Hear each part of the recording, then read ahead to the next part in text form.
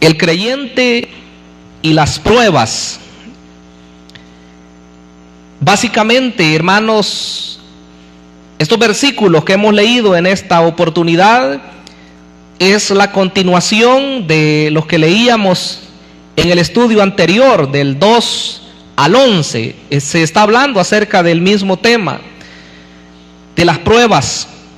Solo que hoy se agrega un ingrediente diferente, el cual es las tentaciones. Y vamos a ver en el desarrollo cómo se está hablando acerca de una misma cosa, solo que son vistas desde ángulos diferentes. Pero cuando hablamos de las pruebas, como decíamos la vez anterior, en el versículo número 2, dice que es necesario que el creyente pase por diversas pruebas. Eso dice ese versículo.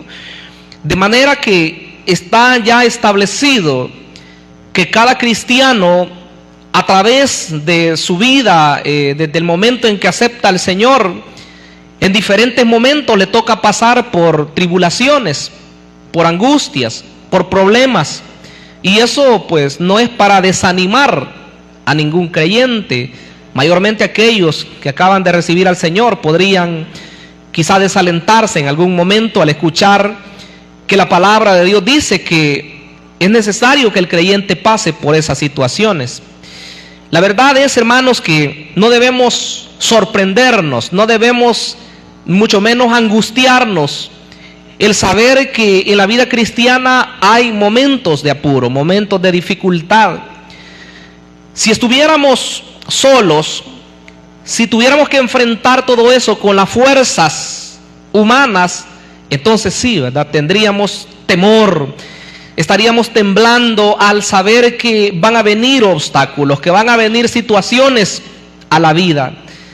Pero al recordar que hoy nosotros hemos nacido de nuevo y que dentro de nosotros está el Espíritu Santo de Dios, es lo que nos alienta y nos reconforta al saber que aunque se tengan que pasar dificultades en la vida cristiana, sabemos que si Dios está con nosotros, hermanos, vamos a salir triunfantes en cada una de esas situaciones.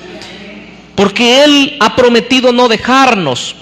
Él ha prometido estar con nosotros todos los días de nuestra vida hasta el fin del mundo. Es posible que usted haya escuchado personas que dicen: todos me abandonaron, mis familias incluso me abandonaron, estoy solo, estoy sola, no hay quien por mí. Prácticamente el enemigo lleva a la persona a conmiserarse, a creerse que ya no le espera nada y que solo lo mejor que puede venir a su vida es la muerte misma. Eso es lo que el enemigo susurra muchas veces al oído. Pero lo que Dios dice es otra cosa diferente. Él dice que aunque pasemos por las aguas, no nos vamos a ahogar. Que cuando pasemos por el fuego, no nos vamos a quemar. Porque Él es el que va con nosotros, hermanos. Y eso es sinónimo, no crea usted de que algo literal, ¿verdad? Que uno va a pasar por unas aguas o por unos fuegos. Está hablando de las dificultades. Está hablando de las pruebas que tenemos que pasar. Pero lo hermoso es eso, que tenemos la victoria asegurada, toda vez y cuando nosotros estemos siempre caminando bajo la sombra del Omnipotente. Ese es el requisito, ¿verdad? Porque si nosotros nos apartamos, por mucho que uno diga soy creyente, soy un hijo de Dios, lo más seguro es que afuera cualquier cosa mala nos puede pasar. Estoy hablando fuera de los caminos del Señor, ¿verdad? No afuera de la iglesia, literalmente. Veamos tres cosas en esta oportunidad. La primera que vamos a ver es que hay recompensa para los vencedores. ¿Cuántos se alegran al oír eso? Hay recompensa para los vencedores. A pesar de que haya pruebas, de que haya tribulaciones, pero hay que saber de entrada que hay una recompensa. El versículo primero que leíamos hoy, el 12, nos dice eso. Bienaventurado, dice, el varón que soporta la tentación. Oiga qué hermoso. Porque cuando haya resistido la prueba, recibirá la corona de vida que Dios ha prometido a los que le aman. Bienaventurado. ¿Ha pasado usted por algún momento de aflicción que le ha hecho quizás hasta llorar? Si usted lo superó, es bienaventurado.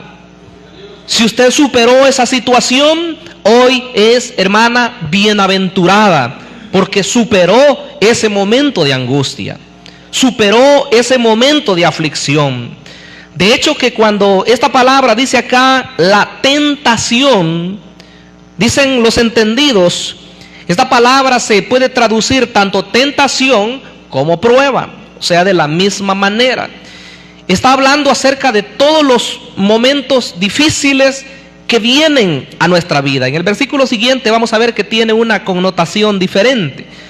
Pero aquí está hablando de las dificultades, sea por enfermedad, sea por abandono de alguien, sea por una amenaza o cualquier tipo de angustia que usted pase en la obra del Señor, que pase dentro de la obra del Señor. Dice que si usted la supera, usted es una persona bienaventurada. Como lo hemos dicho en otras oportunidades, esto significa que es dichosa la persona. Significa que es bienaventurada o feliz, o una persona que es triplemente dichosa, podemos decir. Eso es una persona que soporta la tentación. Porque dice que cuando haya resistido la prueba, recibirá la corona de vida que Dios ha prometido a los que le aman. Por acá estaba buscando algunas anotaciones. En el Salmo 1:1, por ejemplo, dice el salmista que es bienaventurado el varón que no anduvo en consejos de malos. ¿Por qué llamo la atención hacia ese salmo? Porque Santiago toma ese tipo de expresión, lo mismo que dijo el Señor en sus bienaventuranzas, en Mateo 5. Él comienza a enumerar una serie de bienaventuranzas de aquellas personas que permanecen siempre en los caminos de Dios y tendrán un resultado, ¿verdad? Como por ejemplo, bienaventurados los mansos, bienaventurados los pacificadores, bienaventurados los pobres en espíritu, bienaventurados los que tienen hambre y sed de justicia, bienaventurados, dijo en la parte final, los que padecen persecución por causa de la justicia. Dijo él, gozaos cuando digan toda clase de mal contra vosotros, mintiendo. Oiga lo que dice la palabra. No que hablen solamente de nosotros y tal vez tenemos la culpa, sino que dice cuando digan toda clase de mal contra vosotros, mintiendo. ¿Cómo dice la palabra? Gozaos, por cuanto así dice que trataron a los profetas que fueron antes de vosotros, dice el Señor. Entonces quiere decir que ya sufrieron algo otras personas, ya pasaron por esas tribulaciones. Pero si la persona resiste, si la persona se mantiene, dice que es bienaventurado. Ahora, en el capítulo 5 de esta carta de Santiago, 5:11, se explica nuevamente esta expresión. Dice, he aquí tenemos por bienaventurados a los que sufren. Oiga lo que dice, tenemos por bienaventurados a los que sufren. Alguien podrá decir, pero ¿cómo es esto? Al parecer como que es una locura. Porque en el mundo natural, una persona feliz podría ser aquella que tiene muchas posesiones, que tiene mucho dinero, que tiene muchos carros, que tiene muchos terrenos, que tiene mucho dinero en un banco. Eso se podría decir que es una persona feliz. Pero en el ámbito espiritual, dice hoy, tenemos por bienaventurados a los que sufren.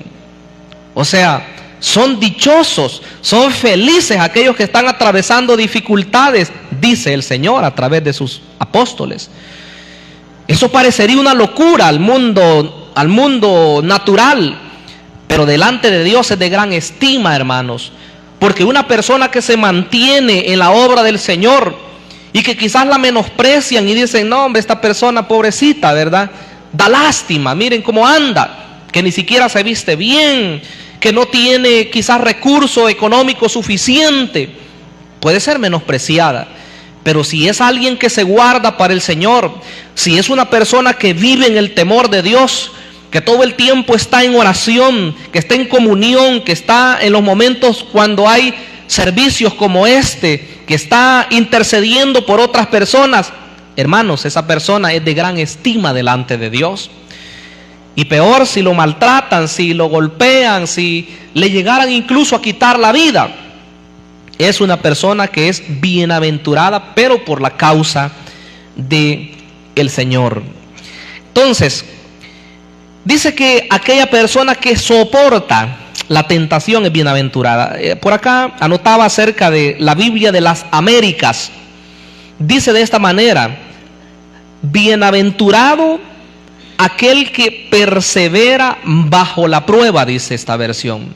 El que persevera bajo la prueba. O sea, no dice solo el que soporta, sino el que persevera bajo la prueba.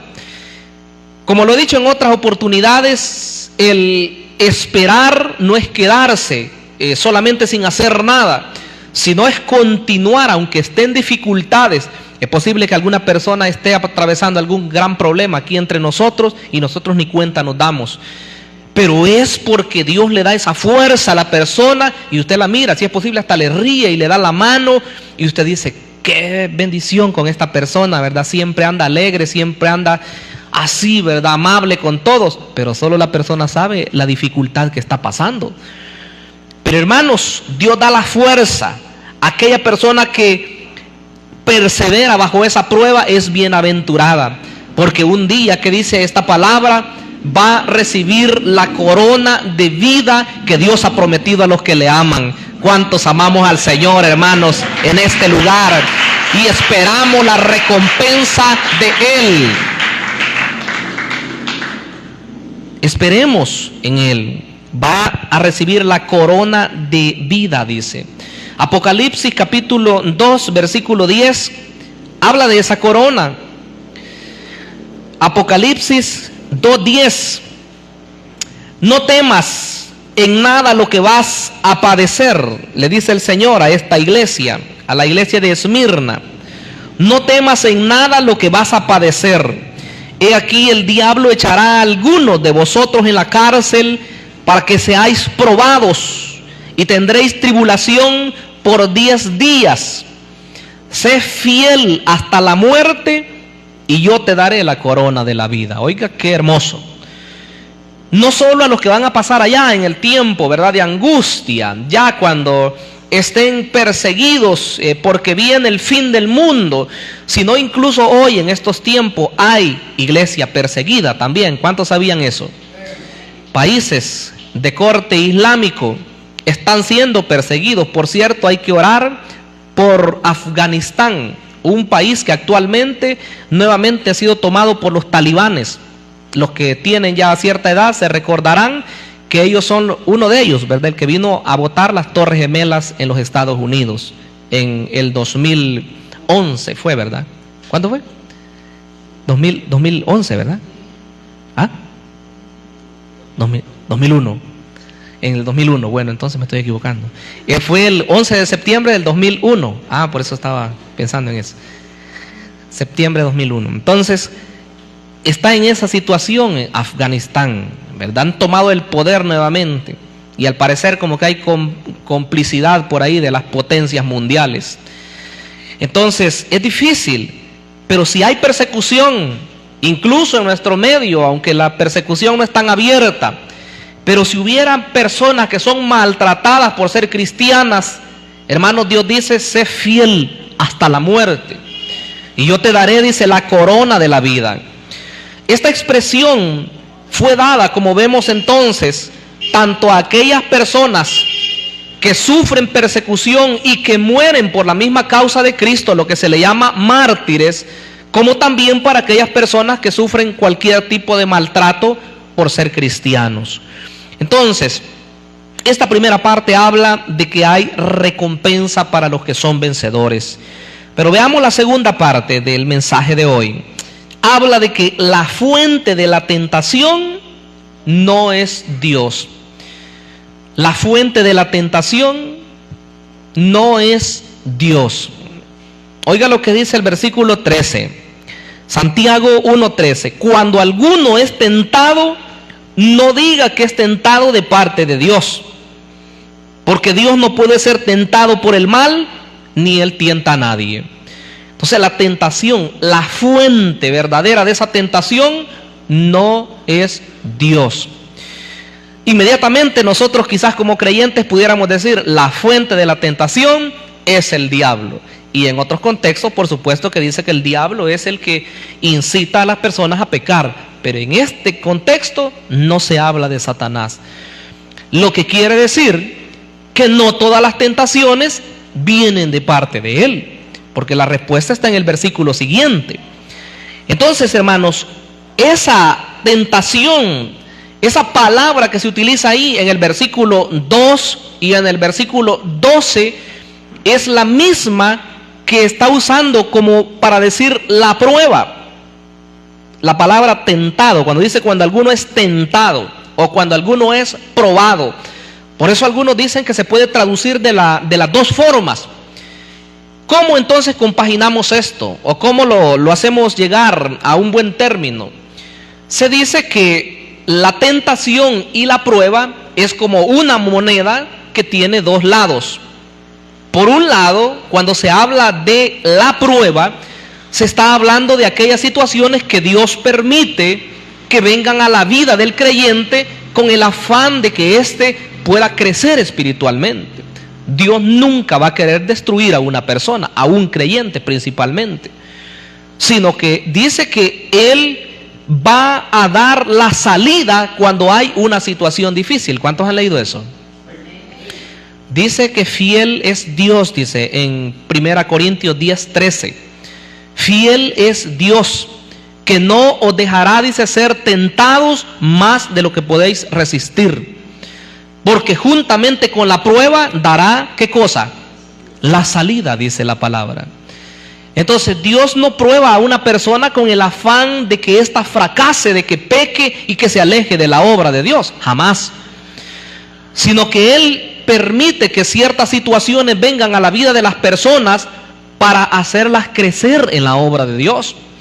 Después de las situaciones, después de las dificultades, esta persona tiene un nivel diferente de fe y puede incluso ayudar a otras personas que han atravesado esas dificultades u otras similares. Entonces, por eso es que la prueba es eso, ¿verdad? Lo que Dios permite que la persona atraviese con el afán de hacerle mejor creyente. Pero la tentación, esa sí viene de parte de Satanás. Aunque se esté utilizando la misma palabra, pero se dice que ese momento de tentación o que lo lleva a la persona a querer hacer algo malo, eso sí, ¿verdad? Viene de lo más interior del ser humano, como vemos en este contexto.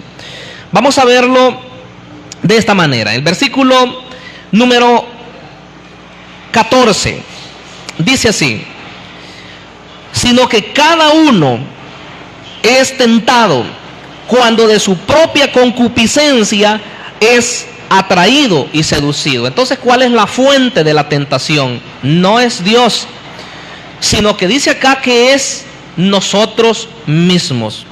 ¿Puede decir usted nosotros mismos? Le da algo de temor, ¿verdad? Pero es de nosotros mismos que proviene esa tentación. ¿Se acuerda que hemos hablado de tres enemigos siempre?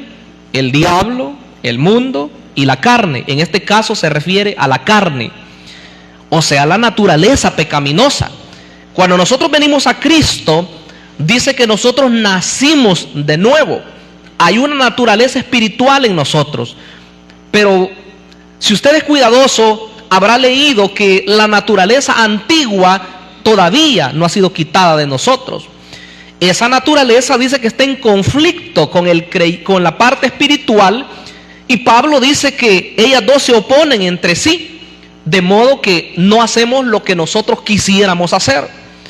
Pablo llegó en una oportunidad a decir: miserable de mí, ¿quién me librará, dijo él, de este cuerpo de muerte? ¿Ha sentido usted este día alguna tentación? Bueno, aunque no me lo diga, yo sé que sí. ¿Por qué? Hermanos, porque estamos en este cuerpo humano, estamos en carne todavía, y por lo tanto las tentaciones vienen a la vida de las personas. No es pecado que una persona sea tentada. El pecado es cuando la persona lleva a cabo esa situación en la que está siendo tentado, porque las tentaciones siempre van a venir. Y si no, vea usted cómo el enemigo vino y tentó ¿a quién? Al mismo Señor Jesucristo, que es el Hijo de Dios, que es Dios en la carne.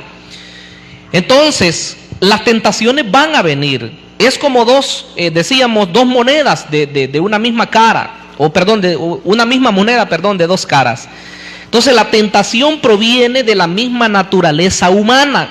Los deseos pecaminosos lo atraen, dice, y lo seducen. ¿Qué quiere decir eso? Quiere decir que viene esa tentación a la vida de la persona para ver si ésta cede o no.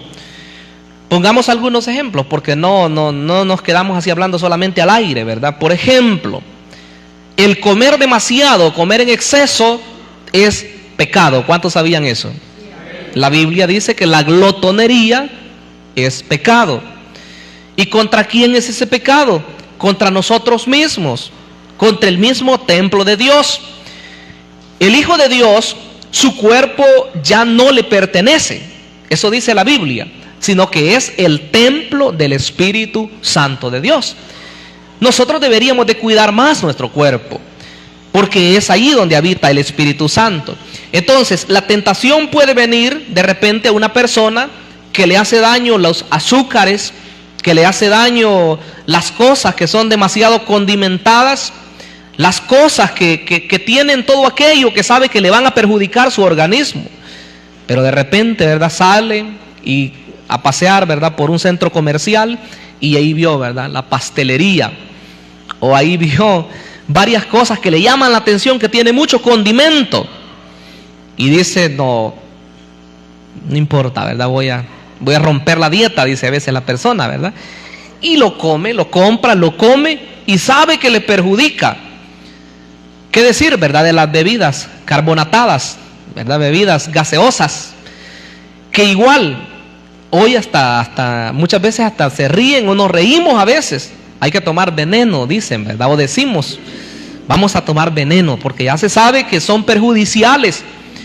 Entonces, todo eso es una tentación.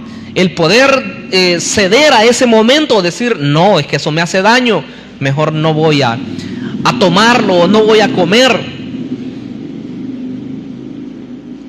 Una persona contaba algo y decía que en una oportunidad, pues dijo, vamos a ver si Dios me concede esto, entonces sí, dijo, voy a comerlo, y si no, pues no, dijo, voy a pasar, dijo, aquí por este centro comercial, dijo, iba en su vehículo, ¿verdad?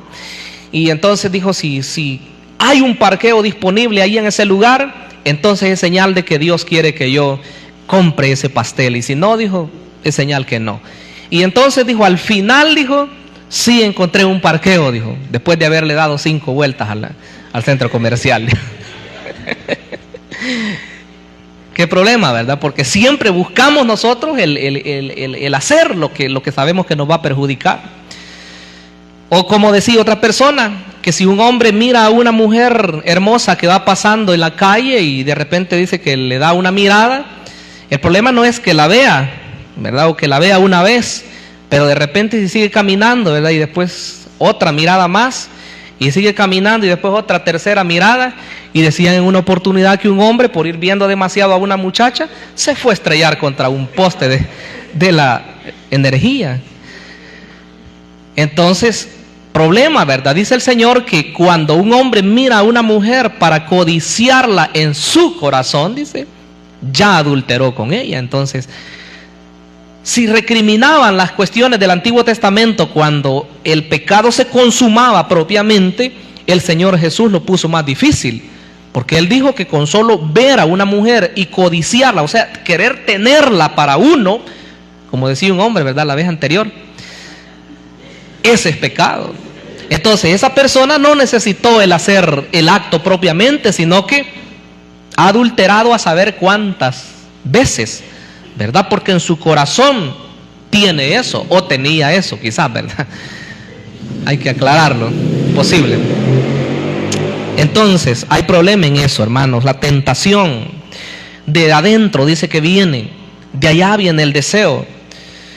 En el caso de las mujeres, se dice que no mucho es por ver, ¿verdad?, a los hombres, pero sí cuando escuchan, ¿verdad?, lo que les dicen los hombres. ¿Cómo les dicen a las mujeres? Mi amor, ¿verdad? O preciosa. A las mujeres les gusta, ¿verdad? Y aunque no sea su esposo, y si le dicen palabras así bonitas, le gusta que la consientan, ¿verdad? Dijo otra persona, mayormente, digo, si en su casa le acaban de decir que está fea y que está muy gorda, ¿verdad? Y que no le queda nada de bien la ropa. Y de repente pasó por la calle, dice, y le dijeron, adiós, preciosa. Entonces a ella se le oye y a ella se le pone atención. Ahí está el problema, ¿verdad? Cuando ya comienza a gustarle algo adentro en su corazón. Estamos en problemas ahí, hermanos. Entonces dice que el versículo 14, sino que cada uno es tentado cuando de su propia concupiscencia es atraído y seducido. Pero el 15 dice, entonces la concupiscencia, después que ha concebido, da a luz el pecado. Y el pecado, siendo consumado, da a luz la muerte. Entonces el pecado no es así de repente, ¿verdad? De la noche a la mañana. Y eso lo sabemos, ¿verdad? Que se puede observar de muchas maneras. Pero hermanos, es parte de un proceso en que la persona comienza quizás a jugar, como en el caso de Sansón, como veíamos nosotros, ¿verdad?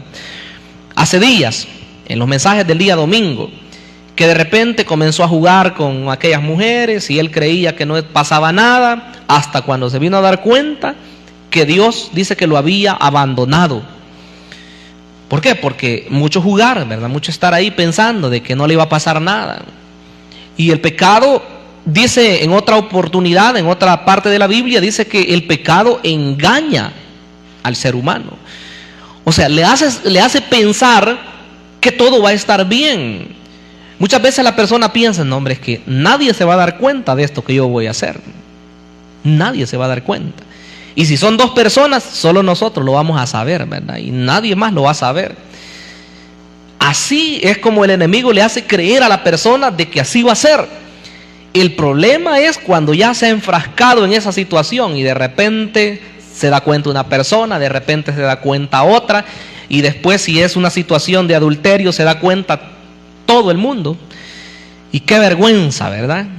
Es ahí, hermanos, cuando vienen todas las situaciones graves y destrucción, a veces en el caso de la pareja, los hijos igual desintegrados. Entonces son problemas grandes que vienen a la persona. ¿Por qué?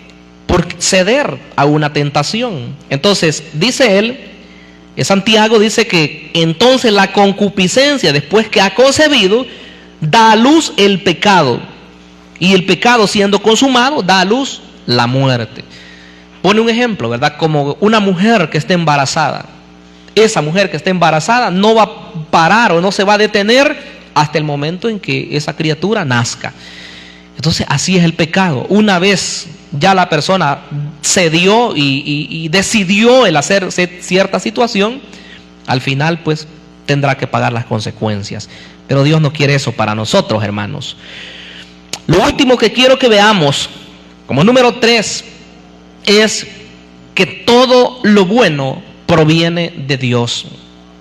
Todo lo bueno proviene de Dios. Por si alguien creía que la tentación, que si el momento de dificultad venía de Dios, está descartado. Dice el versículo 16, amados hermanos míos, no erréis. La versión NBI dice, no se engañen. Amados hermanos míos, no se engañen. Como quien dice, no es de Dios que viene lo malo. Porque el versículo siguiente dice, toda buena dádiva y todo don perfecto desciende de lo alto, del Padre de las luces, en el cual no hay mudanza ni sombra de variación. Toda buena dádiva y todo don perfecto. O sea, todo regalo, pues, ¿A cuántos les gustan los regalos acá? ¿Verdad que nos gustan los regalos? Y si son de Dios, mucho mejor. Entonces toda buena dádiva, todo buen regalo y todo don perfecto desciende, dice, de lo alto. ¿Tiene usted un ministerio? Ese ha sido dado por Dios. ¿Tiene usted un don espiritual? Ese ha sido dado por Dios. ¿Tiene usted una función en la iglesia? Esa se la ha asignado Dios. Por supuesto que va a decir alguien, no, pero es que a mí el pastor me nombró, o es que a mí el líder de X ministerio me llamó a que sirviera. Es verdad, no nos confundamos. Es Dios el que decide todo lo que pasa en nuestra vida cristiana, pero Él lo hace a través de los medios que Él ha puesto ya en la iglesia. ¿Cuántos sabían eso? Y así es en cualquier lugar, hermanos, el orden de la autoridad delegada de Dios. Así es.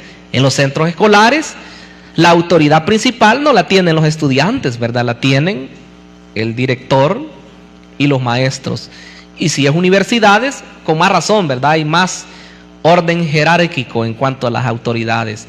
Así es. Entonces, mis hermanos, toda buena dádiva, todo regalo o todo don perfecto, dice que viene de lo alto, de Dios, del Padre de las luces. Dice que en Él no hay mudanza ni sombra de variación. ¿Qué quiere decir? Él no cambia.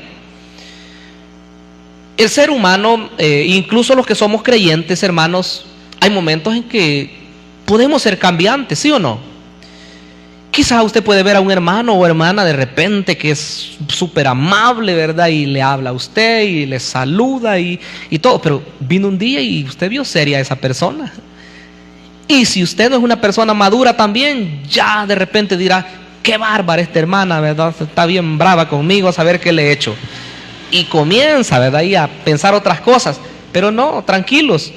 Quizás venía enferma la hermana, ¿verdad? O venía enfermo el hermano. Y por eso estaba ahí. No es que estaba enojado, estaba triste. Estaba con un dolor de estómago. O con un dolor de cabeza, qué sé yo. Entonces, hermanos, quizás en algún momento podemos ser cambiantes. Eso por decir lo bueno. Si ya a propósito alguien quizás hace algo, entonces sí, ¿verdad? Tiene problemas y es de pedir al Señor que Él nuestro carácter lo ponga más, ¿cómo podemos decir? Más conforme al carácter de Cristo, ¿verdad? Así es. Pero vamos casi finalizando. Veamos el versículo número 17. Toda buena dádiva y todo don perfecto, dice, desciende de lo alto, del Padre de las luces, en el cual no hay mudanza ni sombra de variación. Finalicemos con el 18. Él de su voluntad nos hizo nacer por la palabra de verdad, para que seamos primicias de sus criaturas. Él de su voluntad. Oiga, entre todas las cosas buenas que Él hace, no solamente nos salva, nos da a nosotros dones especiales, sino que dice que Él con su palabra a nosotros dice que nos hizo nacer de nuevo. ¿Se acuerdan el tema que tratamos de la regeneración? Este era uno de los pasajes, ¿verdad? Dice que Él, o sea Dios, a través de su palabra nos ha hecho a nosotros nacer de nuevo. ¿Ha nacido usted de nuevo? Amén. ¿Verdad? Y si usted todavía no lo ha hecho, si hay alguien que todavía no lo hubiera hecho, entonces esta noche es la noche ideal. ¿Para qué? Para nacer de nuevo. Porque nacimos de padres terrenales. A tantos años tengo, dice usted. Sí, es verdad. Pero Dios quiere que la persona nazca de nuevo, de agua y del Espíritu. O sea, simbolizando lo que es la palabra de Dios y el poder del Espíritu Santo. Y como siempre lo decimos, alguien dice, bueno, miro a la misma persona. Sí, es la misma persona, pero interiormente ha ocurrido algo. Ese corazón que antes era pecaminoso, que era malvado, que andaba pensando solo en hacer mal a otra persona, hoy al nacer de nuevo es cambiado. Como dice esta palabra, es regenerado. O es, ¿cuál es otra palabra de la que usábamos la vez pasada? Es engendrado por el Espíritu de Dios. Entonces esa persona nace, hermanos, de nuevo, y eso solamente lo puede hacer Dios. Él, dice, de su voluntad nos hizo nacer por la palabra. Nadie le dijo, nadie le sugirió, sino que Él tuvo a bien el darnos una nueva vida. Así que, mis hermanos, al hablar de este tema, el creyente y las pruebas, hemos visto que hay una recompensa para aquellas personas que triunfan, que soportan en las tentaciones y pasan hasta el otro lado triunfantes. Si usted no mira sus recompensas acá, aunque yo sé que sí, ¿verdad? Hay bendiciones de Dios, materiales y espirituales, pero si usted no viera eso acá en esta tierra, en el cielo usted será grandemente recompensado por Dios, porque Él no miente. También hemos visto la fuente de la tentación. La fuente de la tentación, decíamos, no es Dios, sino que es el mismo ser humano, ¿verdad? Con sus malos deseos, malos apetitos muchas veces, que si no tenemos cuidado, nos meten en problemas. Y finalmente vimos que todo lo bueno viene de parte de Dios. Todos los dones que Él pueda dar vienen como regalos para nosotros. Quiero que oremos, que cerremos nuestros ojos y le digamos: Padre amado que estás en los cielos, te damos honor, te damos gloria en esta hermosa noche. Mi Señor, permite que podamos hallar gracia delante de ti.